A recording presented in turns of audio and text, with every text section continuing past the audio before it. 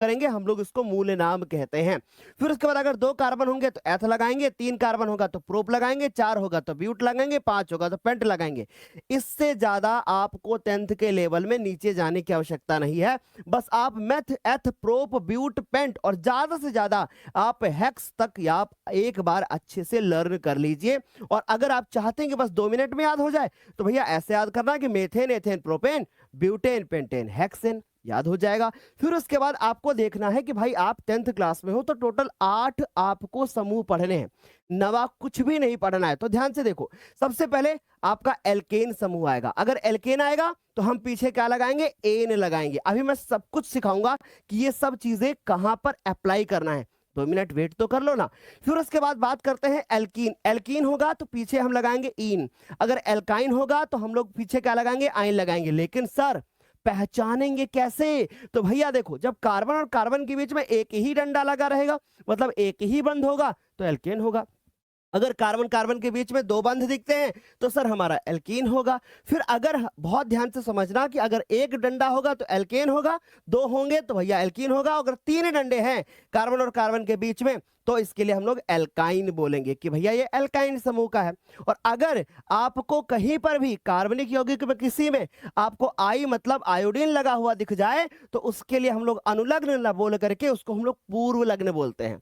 हम उसको आइडो आगे लगा देंगे। जैसे फॉर एग्जांपल मेथेन आपने पढ़ लिया तो हम उसके उसमें ये बोलेंगे कि भैया इसमें आई लगा है तो आप आइडोमेथेन बोल देना। अभी मैं लिख के बता दूंगा, ठीक है।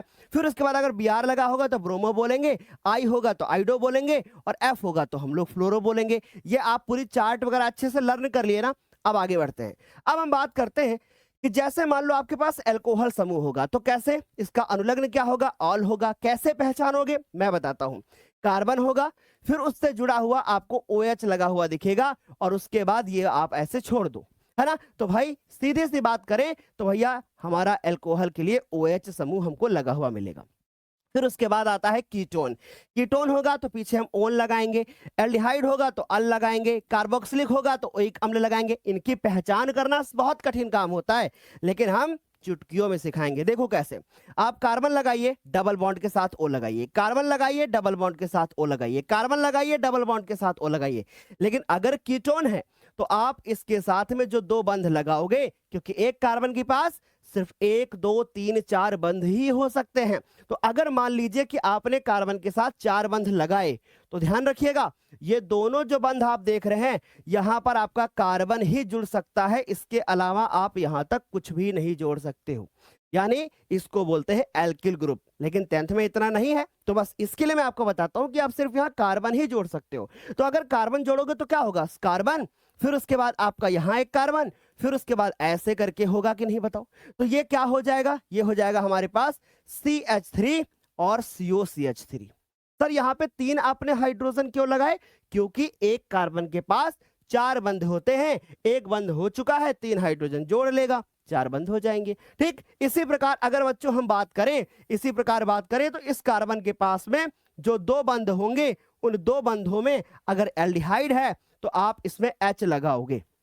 या आपको तकलीफ हो रही है तो आप इसको ऐसे समझ लो कि आप यहां H लगाओगे और यहां पर आप कोई हाइड्रोजन भी जोड़ सकते हैं या फिर कोई भी कार्बनिक यौगिक भी यानी एल्किल ग्रुप भी आप जोड़ सकते हैं। राइट, समझ गए ना। फिर उसके बाद बात करते हैं कि जैसे मान लीजिए कि हमारा कौन सा होगा, कार्बोक्सिलिक होगा। तो भैया इसके नीचे हम यहां पर OH लगाएंगे और जो हमारा ये बंध खाली रह जाएगा इसमें हम हाइड्रोजन भी लगा सकते हैं और साथ ही साथ में हम इसमें कार्बन भी लगा सकते हैं। अब कैसे क्वेश्चन आएगा वो देखते हैं। इतनी ही चीजें आपकी क्लियर हो गई ना। अब देखो, अब ऐसे सवाल आया, आपने देखा कार्बन है, इसके साथ में 4 बंध लगे हुए हैं, ठीक है। तो सर एक देखेंगे, एक कार्बन है, हमने लिखा मैथ, और चूंकि इसमें हमने देखा कि एल्केन समूह का है तो हम पीछे एन लगाएंगे तो ये क्या हो जाएगा, मेथेन हो जाएगा। समझ गए। इसको देखिए, हमने देखा एक कार्बन 2 कार्बन, इसका मतलब है इसके नाम के आगे हम मैथ नहीं लगा सकते बल्कि एथ लगाना होगा, तो हमने एथ लगा दिया, ठीक है। और अब हमने देखा कि भैया ये तो डबल बॉन्ड है, इसका मतलब एथ प्लस इन कर देंगे तो क्या हो जाएगा, ये तो सर एथीन हो जाएगा। तो सर इसका नाम क्या होगा, एथीन। सर एक बात बताइए, बोर्ड के एग्जाम में हम ये लिखेंगे या फिर एथ प्लस इन लिखेंगे? भाई ध्यान रखना, बोर्ड के एग्जाम में सिर्फ नाम लिखा जाता है। जैसे यहां पर मैथ प्लस एन, मेथेन हो गया, वैसे यहाँ पे एथ प्लस इन एथीन हो गया, लेकिन बोर्ड के एग्जाम में सिर्फ एथीन ही लिखना होगा। ठीक है, चलो अब इधर आ जाओ, इसका जरा नाम बताइएगा। 3 वो दिख रहे हैं मुझे कार्बन, 3 मुझे बंद दिख रहे हैं और 2 कार्बन, तो सर एथ लगाएंगे। और सर पीछे क्या लगाएंगे, पीछे लगाएंगे आइन। तो सर इसका नाम क्या हो जाएगा, इसका नाम हो जाएगा एथाइन। बहुत आसान हुआ कि नहीं बताओ, सारे बता दिए। अच्छा अभी और बहुत सारे सवाल हैं, जरा ध्यान से देखते जाना।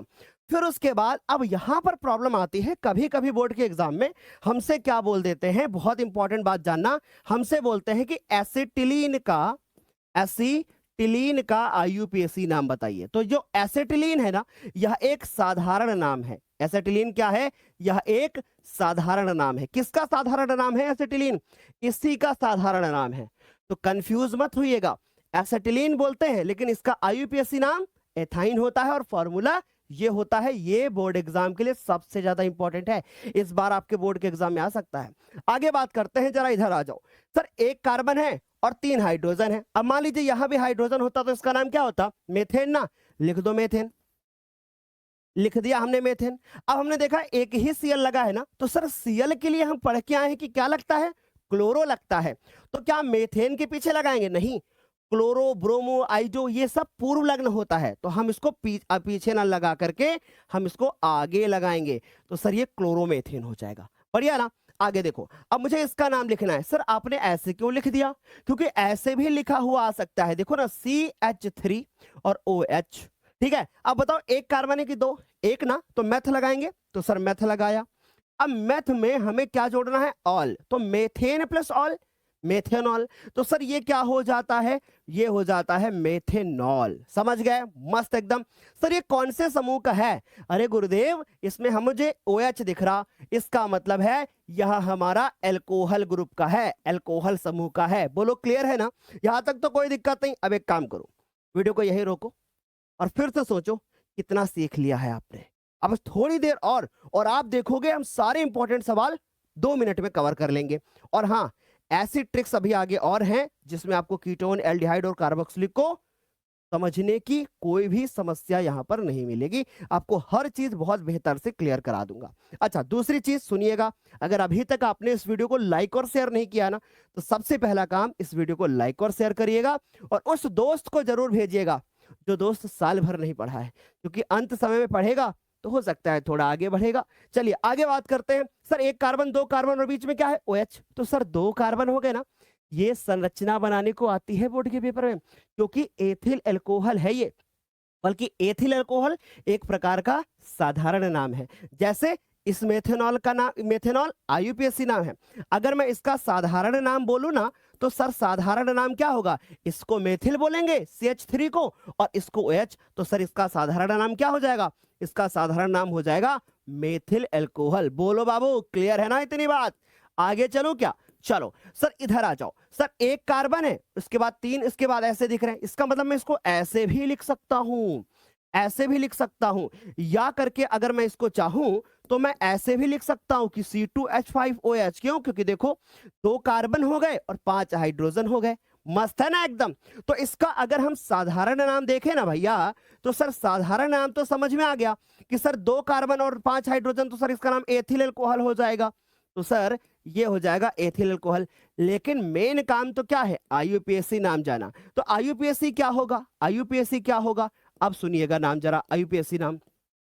हमने देखा कि सर हमारे पास 2 कार्बन है, तो हम एथ लगाएंगे ना, तो एथ हो जाएगा, और OH है तो ऑल लग जाएगा, इसका मतलब एथेनॉल हो जाएगा। बोलो समझ में आई क्या बात, मस्त एकदम तरीका है ना।